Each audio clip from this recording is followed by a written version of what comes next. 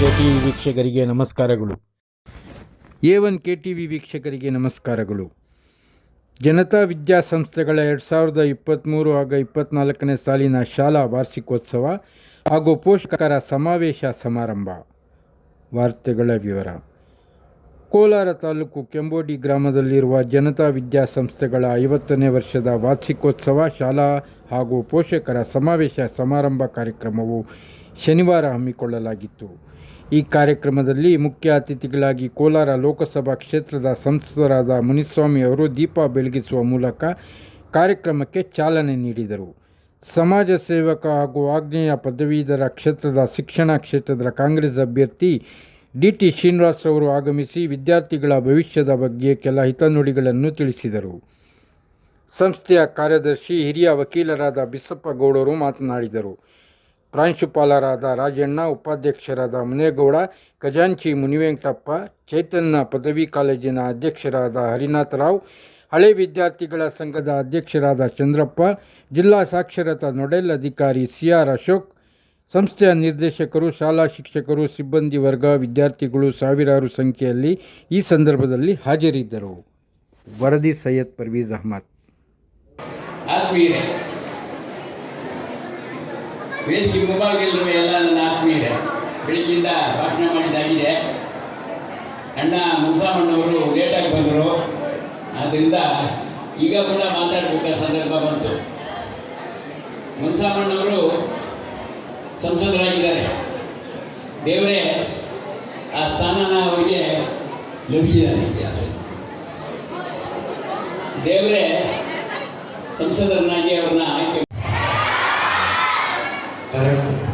ಈಗ ಭಾಷಣ ಕೇಳುವಂಥ ಪರಿಸ್ಥಿತಿ ನಿಮ್ದಲ್ಲ ಅಲ್ವಾ? ಡ್ಯಾನ್ಸ್ ನೋಡುವಂಥ ಪರಿಸ್ಥಿತಿ ನಿಮ್ಮದು. ನಾನು ಹೆಚ್ಚು ಸಮಯ ತಗೊಳ್ಳಲ್ಲ, 2 ನಿಮಿಷ ತಗೊಳ್ತೇನೆ. ಅವರು ಆಗ್ನೇಯ ಶಿಕ್ಷಕರ ಕ್ಷೇತ್ರದ ಅಭ್ಯರ್ಥಿ ಅಂತ ಅವರು ಹೇಳಿದ್ರು, ಆದರೆ ನಾನು ಬೇರೆ ಹೇಳ್ತೇನೆ. ನಾವುಗಳು ಸಹ ನಮ್ಮ ಕಾರ್ಯದರ್ಶಿಗಳು ಮತ್ತು ವೇದಿಕೆಯಲ್ಲಿ ಇರ್ತಕ್ಕಂಥ ಮುಖ್ಯೋಪಾಧ್ಯಾಯರೇ ಮತ್ತು ನಮ್ಮ ದಾಸಪ್ಪನವರೇ, ಮುನಿಯಪ್ಪನವರೇ, ಎಲ್ಲ ಹಿರಿಯರೇ, ಶಾಲೆಯ ಎಲ್ಲ ಆಡಳಿತ ಮಂಡಳಿಯವರೇ, ನಾವು ಸಹ ಇದೇ ಥರದೊಂದು ಶಾಲೆ ರನ್ ಮಾಡ್ತೇವೆ. ಭಾರತೀಯ ವಿದ್ಯಾನಿಕೇತನ ಅಂತ. ಇದು 75ರಲ್ಲಿ ಪ್ರಾರಂಭ ಆಯಿತು ಅನ್ಸೋದಲ್ಲ, 74, ನಮ್ದು 71ರಲ್ಲಿ ಪ್ರಾರಂಭ ಆಯಿತು. ಇನ್ನೊಂದು C ಕಾಲೇಜ್ ಕೇಳಿದ್ದೀರಾ? SCA ಕಾಲೇಜ್, ಅದು ಬಂದಿದೆ 99, 2000ರಲ್ಲಿ ಪ್ರಾರಂಭ ಮಾಡಿದೆ. 2ರಲ್ಲಿ ಸೇರಿದ್ರೆ 13,000 ಮಕ್ಕಳಿದ್ದಾರೆ, 1,500 ಟೀಚಿಂಗ್ ನಾನ್ ಟೀಚಿಂಗ್ ಸ್ಟಾಫ್ ಇದ್ದಾರೆ. ನನ್ನಲ್ಲಿ ನಿಮ್ಮ ಆ್ಯಕ್ಟಿವಿಟೀಸಲ್ಲಿ ನಾನು ಯಾಕೆ ಅಲ್ಲೇ ನಿಂತ್ಕೊಂಡೆ ಅಂದರೆ ಅದು ನಾವು ಬರೋದು ತಪ್ಪಾಗುತ್ತೆ ಅಲ್ವಾ? ನೋಡೋರಿಗೆ ಅಷ್ಟು ಚೆನ್ನಾಗಿ ಕಾಣಲ್ಲ ಮಕ್ಕಳಿಗೆ. ಇವ್ರ್ಯಾಯ ನಮ್ಮ ಡ್ಯಾನ್ಸಲ್ಲಿ ಬಂದು ಇವ್ರ್ಯಾರು ಹಿಂದೆ ನಿಂತ್ಕೊಂಡೆ, ಅದಾಗೋದು ಬೇಡ. ನಾನು ಕನ್ನಡ ಶಾಲೆಯಲ್ಲೇ ಓದಿದ್ದು, ಪೊಲೀಸ್ ಅಧಿಕಾರಿಯಾಗಿ ಕೆಲಸ ಮಾಡಿದ್ದೇನೆ, KS ಅಧಿಕಾರಿಯಾಗಿ ಕೆಲಸ ಮಾಡಿದ್ದೇನೆ ನಾನು. ಹಾಗಾಗಿ ನಿಮ್ಗೆ ಹೇಳೋದಿಷ್ಟೇ, ಈ ಹಿಂದೆ ನಾವೆಲ್ಲ KS ಬರಬೇಕಾದ್ರೆ ಕೋಲಾರನ್ನ KS ಅಂದರೆ KS ಆಗೋದನ್ನ ಕೋಲಾರ ಅಡ್ಮಿನಿಸ್ಟ್ರೇಟಿವ್ ಸರ್ವಿಸ್ ಅಂತ ಕರೆಯೋರು. ಅತಿ ಹೆಚ್ಚಿನ ಸಂಖ್ಯೆಯಲ್ಲಿ ಕೋಲಾರ ಭಾಗದಿಂದ ಏನು KS ಬರೆದು ಉತ್ತೀರ್ಣ ಆಗೋರು. ಅದು ಬಿಟ್ಟು 2ನೇ ಸಾಲಲ್ಲಿ ಎಲ್ಲ ವಕೀಲರು ಅಡ್ವೊಕೇಟ್ ಅಂತ ಯಾವ ಹೊರಟೆ ಕೋಲಾರ ಹೊರಡೋರು, ಹೌದಲ್ಲ?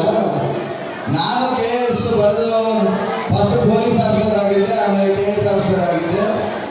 ನಾವು ಕನ್ನಡ ಶಾಲೆಯಲ್ಲಿ ಓದಿದವರೇ. ನಾನು BE ಪದವೀಧರ, BE ಓದಿದ್ದೇನೆ, BE ಓದಿ MTech ಮಾಡಿದ್ದೇನೆ, MA ಸಮಾಜಶಾಸ್ತ್ರ, MA ಇತಿಹಾಸ, MBA ಮಾಡಿದ್ದೇನೆ, LLB ಬ್ರ್ಯಾಕೆಟಲ್ಲಿದೆ, ಫಾರ್ಮಸಿ ಮಾಡಿದ್ದೇನೆ. ಇದು ನನ್ನ ಕ್ವಾಲಿಫಿಕೇಶನ್. ನಿಮ್ಗೆ ಯಾಕೆ ಹೇಳ್ತೀನಿ ಅಂತ ಹೇಳಿದ್ರೆ, ಗ್ರಾಮಾಂತರ ಭಾಗದಿಂದ ಬರುವಂಥ ಮಕ್ಕಳಿಗೆ ಅತಿ ಹೆಚ್ಚಿನ ಪ್ರತಿಭೆ ಇರುತ್ತೆ. ನೀವು ಸಾಧಿಸಬೇಕು ಅಂತ ಮನಸ್ಸು ಮಾಡಿದ್ರೆ ನಂತರ KS ಆಫೀಸರ್ ಆಗ್ಬೋದು, ವಿದ್ಯಾಸಂಸ್ಥೆಗಳ ಮಾಲೀಕರು ಆಗ್ಬೋದು. ಹಾಗಾಗಿ ಈ ಸಂದರ್ಭದಲ್ಲಿ ನಿಮ್ಮನ್ನು ಕೇಳ್ಕೊಳ್ಳೋದಿಷ್ಟೇ, ನಿಮ್ಮ ಸಾಧನೆ, ನಿಮ್ಮ ಬಡತನ ಆಗಲಿ ಅಥವಾ ಬೇರೆ ನಿಮ್ಮ ಸಾಧನೆಗೆ ಅಡ್ಡ ಆಗಲಿಕ್ಕೆ ಸಾಧ್ಯವಿಲ್ಲ. ಯಾಕಂದರೆ ನಾವು ಸಹ ಬಡತನದಿಂದ, ರೈತ ಕುಟುಂಬದಿಂದ ಬಂದು ಬೆಳೆದಂಥವ್ರು. ಆ ನಿಟ್ಟಿನಲ್ಲಿ ನಿಮ್ಮ ಉಜ್ವಲ ಭವಿಷ್ಯಕ್ಕೆ ಒಳ್ಳೆಯದಾಗಲಿ. ಮುಂದಿನ ದಿನಗಳಲ್ಲಿ ಬಂದು ನಿಮ್ಮ ಬಗ್ಗೆ ನಾನು ಒಂದಷ್ಟು ಕೆರಿಯರ್ ಕೌನ್ಸಿಲಿಂಗ್ ಅಥವಾ ಕೆರಿಯರ್ ಗೈಡೆನ್ಸ್, ಮುಂದಕ್ಕೆ ಭವಿಷ್ಯದಲ್ಲಿ ನೀವೇನೇ ಆಗಬೇಕಾಗುತ್ತೆ, ಹೊರ ಪ್ರಪಂಚದಲ್ಲಿ ಮಕ್ಕಳಿದೆ ಅನ್ನೋದನ್ನೆಲ್ಲ ನಿಮ್ಗೆ ಹೇಳ್ತೇನೆ. ಈ ಒಂದು ಸುಗ್ಗಿ ಸಂಭ್ರಮ ಏನು ನಡೀತಾ ಇದೆ, ಆ ಹೆಸರು ನೋಡ್ಕೊಂಡು ಬಂದಾಗ ನನಗೆ ಖುಷಿ ಅನ್ನಿಸ್ತು. ಏನು ಹೇಳಿ, ಜನತಾ ಶಾಲೆಗಳು ಅಂತೇಳಿ ಹಳೆಯ ವಿದ್ಯಾರ್ಥಿಗಳಿಂದ ಮಾಡಲ್ಪಟ್ಟ ರೂಪುಗೊಂಡಂಥ ಈ ಶಾಲೆ ಅಂದಾಗ ತುಂಬ ಖುಷಿ ಆಯಿತು. ಅತ್ಯುನ್ನತ ಸ್ಥಾನಕ್ಕೆ ನೀವು ಹೋಗಿ ಓದಂಥ ಸಂದರ್ಭದಲ್ಲಿ ಶಾಲೆನ ಮರಿಬೇಡಿ. ಈ ದಾನವನ್ನು ಕೊಟ್ಟಂಥ ನಮ್ಮ ಕಾರ್ಯದರ್ಶಿಗಳು ಹೇಳ್ತಿದ್ರು, ನಮ್ಗೆ ಜಾಗ ಇರಲಿಲ್ಲ, ಶಾಂತಭೋಗರ ಮನೆಯಲ್ಲಿ ಪ್ರಾರಂಭ ಮಾಡಿದ್ವಿ, ನಮ್ದಿಲ್ಲ 3 ಎಕರೆ ಜಾಗ ಇತ್ತು, ಅದರಲ್ಲಿ ನಾವೆಲ್ಲ ಪ್ರಾರಂಭ ಮಾಡಿದ್ವಿ. ಅದಕ್ಕೂ ನನಗೆ ಖುಷಿ ತಂತು. ಹಾಗಾಗಿ ನಿಮಗೆಲ್ಲ ಒಳ್ಳೆಯದಾಗಲಿ, ನಿಮ್ಮ ಸಾಂಸ್ಕೃತಿಕ ಕಾರ್ಯಕ್ರಮಗಳು ಮುಂದುವರಿಲಿ.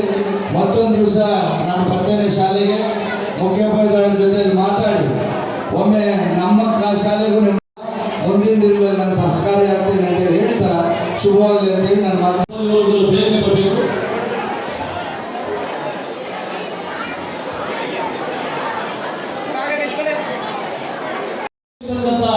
ಟಿ ಶ್ರೀನಿವಾಸ ಸರ್ ಅವರು ನಮ್ಮ ಜನತಾ ವಿದ್ಯಾಸಂಸ್ಥೆಗಳ ಸಮಾರಂಭಕ್ಕೆ ಆಗಮಿಸಿದ್ದಾರೆ.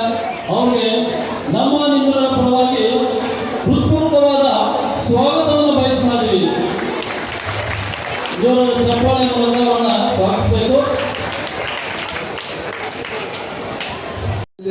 ಇಲ್ಲಿರೋದು ನಮ್ಮಲ್ಲಿ ಮಾಡೋದು, ಈ ಥರ ಎಲ್ಲ ನೋಡಿಕೊಂಡ್ರೆ ಒಂದಷ್ಟು ಬದಲಾವಣೆ ತರಲಿಕ್ಕೆ ಸಾಧ್ಯವಾಗ್ತದೆ. ಹಾಗಾಗಿ ಶುಭವಾಗಲಿ, ಮುಂದಿನ ನಿಮ್ಮ ಭವಿಷ್ಯಕ್ಕೆ ಸದಾ. ಆಗ್ನೇಯ ಶಿಕ್ಷಕರ ಕ್ಷೇತ್ರದಿಂದ ಕಾಂಗ್ರೆಸ್ ಅಭ್ಯರ್ಥಿಯಾಗಿ ಈಗಾಗಲೇ ಘೋಷಣೆ ಆಗಿದೆ. ಕ್ಷೇತ್ರ ವ್ಯಾಪ್ತಿಯಲ್ಲಿ 35 ತಾಲೂಕುಗಳು, 5 ಜಿಲ್ಲೆ, 32 MLA ಕಾನ್ಸ್ಟಿಟ್ಯೂನ್ಸೀಸ್ ಬರುತ್ತೆ. ಹಾಗಾಗಿ ಖಂಡಿತ ಈಗಾಗಲೇ ಪ್ರಚಾರ ಕಾರ್ಯವನ್ನು ಪ್ರಾರಂಭ ಮಾಡಿದ್ದೇವೆ. ಸಾಕಷ್ಟು ಶಿಕ್ಷಕರು ಒಳ್ಳೆಯ ಪ್ರತಿಕ್ರಿಯೆಯನ್ನು ಕೊಡ್ತಿದ್ದಾರೆ. ಹಿಂದೇನೂ ಸಹ ಈ ಆಗ್ನೇಯ ಪದವೀಧರ ಕ್ಷೇತ್ರದಲ್ಲಿ ಚುನಾವಣೆ ಆಡಿ 2ನೇ ಸ್ಥಾನದಲ್ಲಿ ನನಗೊಂದು ಸೋಲಾಗಿತ್ತು. ಇವತ್ತು ಕಾಂಗ್ರೆಸ್ ಬೆಂಬಲಿತ ಅಭ್ಯರ್ಥಿ ಆಗಿರೋದ್ರಿಂದ ಶಿಕ್ಷಕರ ಒಳಿತನ್ನು ಬಯಸುವಂಥ ಪಕ್ಷ ಯಾವುದಾದಿದ್ದರೆ ಕಾಂಗ್ರೆಸ್ ಪಕ್ಷ ಆಗಿದೆ.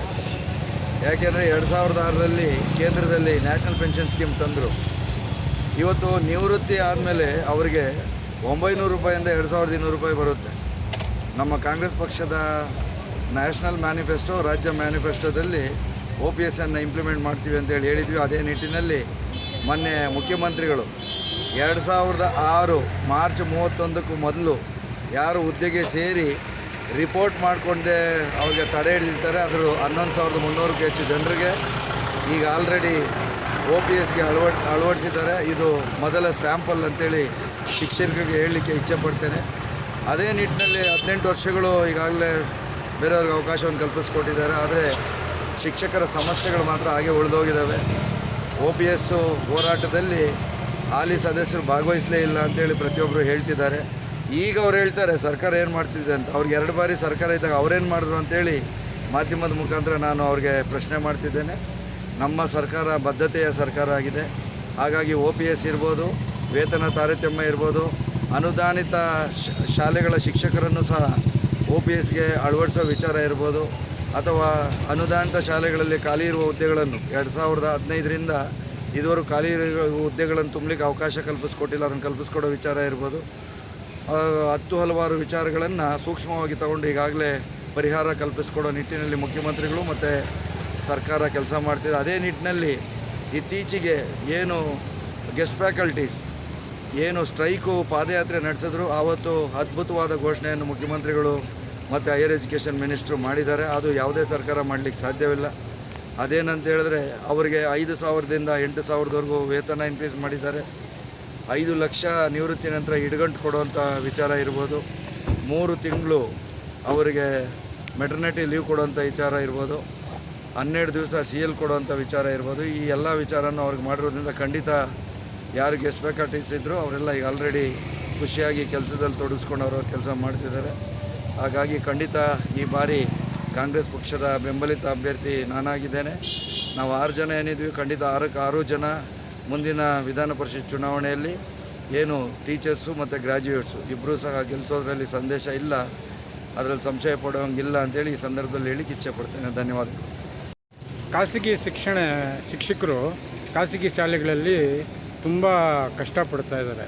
ಲಾಸ್ಟ್ ಟೈಮ್ ಕರೋನಾದಲ್ಲಿ ಅವರಿಗೆ ಸಂಬಳಗಳಿಲ್ಲ, ಇವಾಗೂ 8,000 10,000 ಸಂಬಳ. ಅವರು ಶಿಕ್ಷಣ ಸಂಸ್ಥೆಯವರು, ಖಾಸಗಿ ಶಿಕ್ಷಣ ಸಂಸ್ಥೆಯವರು ಅವ್ರಿಗೆ ವಿದ್ಯೆಗೆ ತಕ್ಕಂತೆ ಸಂಬಳ ನೀಡ್ತಾ ಇಲ್ಲ. ಅದೊಂದು ಸಮಸ್ಯೆ ಇದೆ. ಎಲ್ಲ ಖಾಸಗಿ ಶಿಕ್ಷಣ ಅದನ್ನು ಬಗೆಹರಿಸ್ಬೇಕು ಸರ್ ಅಂತ ಎಲ್ಲ ಸರ್ಕಾರದಲ್ಲಿ ಈಗಾಗಲೇ ಸುತ್ತೋಲೆಗಳಿದ್ದಾವೆ, ಕನಿಷ್ಠ ವೇತನವನ್ನು ಕೊಡಬೇಕು ಅಂತ ಹೇಳ್ಬಿಟ್ಟು. ಅದ್ರ ಬಗ್ಗೆ ಯಾರು ಇಂಪ್ಲಿಮೆಂಟ್ ಮಾಡಿದ್ದಾರೆ, ಯಾರು ಇಂಪ್ಲಿಮೆಂಟ್ ಮಾಡಿಲ್ಲ ಅನ್ನೋದ್ರ ಬಗ್ಗೆ ಸಂಪೂರ್ಣವಾಗಿ ನಮಗೆ ಮಾಹಿತಿ ಇಲ್ಲ. ಯಾಕಂದರೆ ಈಗ ಆಲ್ರೆಡಿ 18 ವರ್ಷಗಳು ಖಾಸಗಿ ಶಿಕ್ಷಕರ ಮತವನ್ನು ತಗೊಂಡು ಗೆದ್ದಂಥವ್ರು ಇದುವರೆಗೂ ಅವ್ರ ಬಗ್ಗೆ 2 ಬಾರಿ ಸರ್ಕಾರ ಇದ್ದರೂ ಸೊಲ್ಲೆ ಎತ್ತಲಿಲ್ಲ. ಯಾಕೆ ಅನ್ನೋದು ಖಾಸಗಿ ಶಿಕ್ಷಣ ಸಂಸ್ಥೆ ಶಿಕ್ಷಕರು ಮತ್ತು ಮಾಲೀಕರು ಮನಗಣಬೇಕು. 2018ರಲ್ಲಿ ಸರ್ಕಾರಿ ಸುತ್ತೋಲೆ ಪ್ರಕಾರ ಶಿಕ್ಷಣ ಸಂಸ್ಥೆಗಳ ನವೀಕರಣಕ್ಕೆ ಇದ್ದಂಥ ಸಮಸ್ಯೆಗಳನ್ನು ನಮ್ಮ ಸರ್ಕಾರ ಬಂದ ಮೇಲೆ ಬಗೆಹರಿಸೋ ನಿಟ್ಟಿನಲ್ಲಿ ಕೆಲಸ ಮಾಡಿದೆ. ಅದಕ್ಕೆ ಧನ್ಯವಾದಗಳನ್ನು ಹೇಳ್ತೇನೆ. ಮುಂದಿನ ದಿನಗಳಲ್ಲಿ ಖಂಡಿತ ಇದ್ರ ಬಗ್ಗೆನೂ ಗಮನ ಹರಿಸ್ತೇನೆ ಅಂತ ಹೇಳಿ ಸಂದರ್ಭದಲ್ಲಿ ಹೇಳಲಿಕ್ಕೆ ಇಚ್ಛೆಪಡ್ತೇನೆ. ಧನ್ಯವಾದಗಳು. ಖಾಸಗಿ ಶಿಕ್ಷಕರು ಖಾಸಗಿ ಶಾಲೆಗಳಲ್ಲಿ ತುಂಬ ಕಷ್ಟಪಡ್ತಾ ಇದ್ದಾರೆ. ಲಾಸ್ಟ್ ಟೈಮ್ ಕರೋನಾದಲ್ಲಿ ಅವರಿಗೆ ಸಂಬಳಗಳಿಲ್ಲ. ಇವಾಗೂ 8,000 10,000 ಸಂಬಳ. ಅವರು ಶಿಕ್ಷಣ ಸಂಸ್ಥೆಯವರು, ಖಾಸಗಿ ಶಿಕ್ಷಣ ಸಂಸ್ಥೆಯವರು ಅವ್ರಿಗೆ ವಿದ್ಯೆಗೆ ತಕ್ಕಂತೆ ಸಂಬಳ ನೀಡ್ತಾ ಇಲ್ಲ. ಅದೊಂದು ಸಮಸ್ಯೆ ಇದೆ. ಎಲ್ಲ ಖಾಸಗಿ ಶಿಕ್ಷಣ ಅದನ್ನು ಬಗೆಹರಿಸ್ಬೇಕು ಸರ್ ಅಂತ ಎಲ್ಲ ಸರ್ಕಾರದಲ್ಲಿ ಈಗಾಗಲೇ ಸುತ್ತೋಲೆಗಳಿದ್ದಾವೆ, ಕನಿಷ್ಠ ವೇತನವನ್ನು ಕೊಡಬೇಕು ಅಂತ ಹೇಳ್ಬಿಟ್ಟು. ಅದ್ರ ಬಗ್ಗೆ ಯಾರು ಇಂಪ್ಲಿಮೆಂಟ್ ಮಾಡಿದ್ದಾರೆ, ಯಾರು ಇಂಪ್ಲಿಮೆಂಟ್ ಮಾಡಿಲ್ಲ ಅನ್ನೋದ್ರ ಬಗ್ಗೆ ಸಂಪೂರ್ಣವಾಗಿ ನಮಗೆ ಮಾಹಿತಿ ಇಲ್ಲ. ಯಾಕಂದರೆ ಈಗ ಆಲ್ರೆಡಿ 18 ವರ್ಷಗಳು ಖಾಸಗಿ ಶಿಕ್ಷಕರ ಮತವನ್ನು ತಗೊಂಡು ಗೆದ್ದಂಥವ್ರು ಇದುವರೆಗೂ ಅವ್ರ ಬಗ್ಗೆ 2 ಬಾರಿ ಸರ್ಕಾರ ಇದ್ದರೂ ಸೊಲ್ಲೆ ಎತ್ತಲಿಲ್ಲ. ಯಾಕೆ ಅನ್ನೋದು ಖಾಸಗಿ ಶಿಕ್ಷಣ ಸಂಸ್ಥೆ ಶಿಕ್ಷಕರು ಮತ್ತು ಮಾಲೀಕರು ಮನಗಣಬೇಕು. 2018ರಲ್ಲಿ ಸರ್ಕಾರಿ ಸುತ್ತೋಲೆ ಪ್ರಕಾರ ಶಿಕ್ಷಣ ಸಂಸ್ಥೆಗಳ ನವೀಕರಣಕ್ಕೆ ಇದ್ದಂಥ ಸಮಸ್ಯೆಗಳನ್ನು ನಮ್ಮ ಸರ್ಕಾರ ಬಂದ ಮೇಲೆ ಬಗೆಹರಿಸೋ ನಿಟ್ಟಿನಲ್ಲಿ ಕೆಲಸ ಮಾಡಿದೆ. ಅದಕ್ಕೆ ಧನ್ಯವಾದಗಳನ್ನು ಹೇಳ್ತೇನೆ.